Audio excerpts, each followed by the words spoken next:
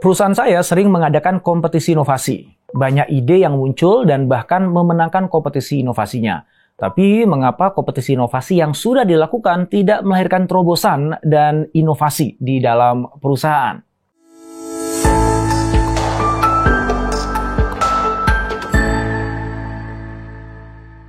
Banyak sebenarnya hal yang bisa membuat upaya inovasi di perusahaan itu akhirnya berhenti dan nggak ngefek apa-apa.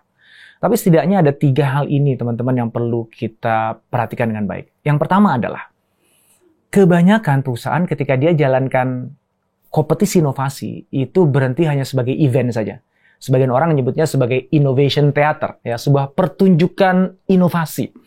Wow, keren nih, kita inovatif ya. Buktinya kita ada event ini loh, ada acara ini loh, ada hingar-bingar, kemudian ngasih hadiah, dan begitu eventnya selesai pula proses inovasinya. Padahal namanya inovasi itu sebuah proses, it's not an event. Sebuah proses berkelanjutan dalam rangka menyelesaikan sebuah masalah, menciptakan sebuah nilai bagi pelanggan. Ya. Nah, ketika kita dudukkan inovasi itu sebagai sebuah event, maka ya inovasi nggak terjadi beyond that event. Ya, itu dia. Jadi boleh kita melakukan kompetisi inovasi, bagus, karena itu yang akan memunculkan sebuah semangat, dorongan bagi teman-teman untuk berani mengungkapkan gagasannya, idenya, mencoba suatu hal yang baru, dan itu dapat apresiasi, kan, bagus. Tapi jangan berhenti di event. Apalagi kalau udah bertahun-tahun nih, Anda udah jalankan 5 tahun berturut-turut buat event, dan memang akhirnya inovasinya berhenti di event itu.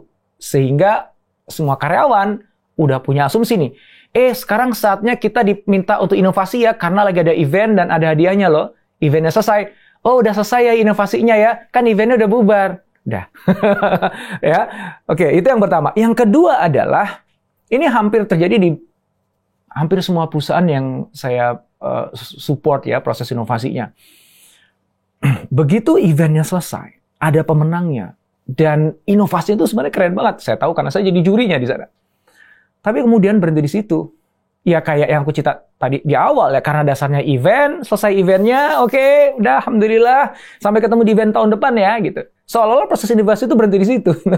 Padahal inovasi itu yang namanya ideation, akhirnya menjadi sebuah proposal, yang kemudian bahkan kalau agak canggih sedikit, udah diwujudkan menjadi sebuah prototype, atau bahkan MVP, minimum viable product, kemudian dipresentasikan oleh juri, dan kemudian akhirnya, wow, bagus dan menang. Itu tuh baru awalnya. The real innovation process itu terjadi ketika prototype tadi itu benar-benar udah ada di tangan si customers, tangan orang yang memang kita niatkan inovasi itu untuk creating value bagi dia.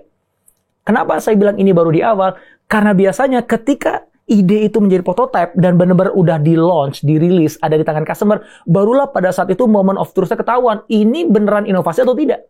Karena bisa jadi itu just a good idea, just a great technology, ya, sebuah breakthrough. Tapi belum tentu beneran menyelesaikan masalahnya si customer Anda, pelanggan Anda, atau user Anda, kan?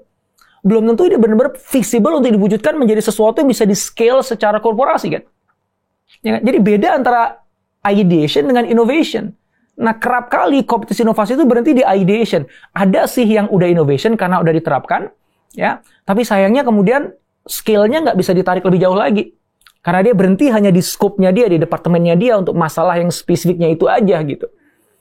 Nah, maka kesadaran bahwa namanya kompetisi inovasi itu hanya permulaan, hanya titik awal, langkah pertama. Sementara 1000 langkah berikutnya ini yang harus dikawal, yaitu implementasinya sampai beneran creating value, solving problem.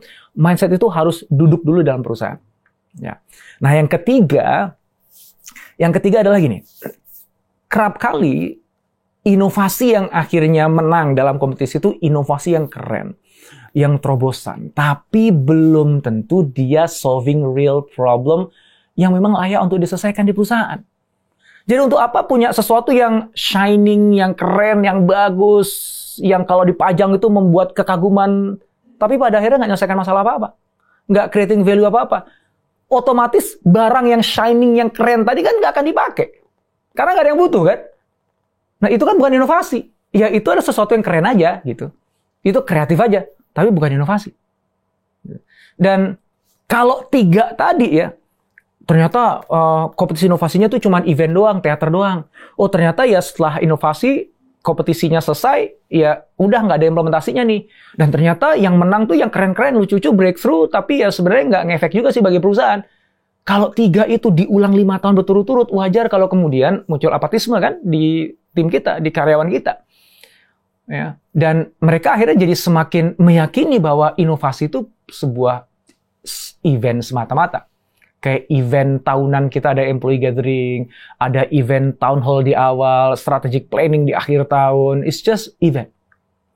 Padahal inovasi, sekali lagi, adalah sebuah proses berkelanjutan untuk menyelesaikan sebuah masalah, creating the highest value for the customers. Dan kalau kita berangkat dengan mindset tadi, ya, continuous process to solve problems, creating value for the customers, maka dari situlah kita menyadari di mana dudukan kompetisi inovasi itu yang terbaik dan bagaimana kita men-treatment kompetisi inovasi itu sehingga beneran nanti bisa menghasilkan inovasi yang creating value secara berkelanjutan bagi perusahaan.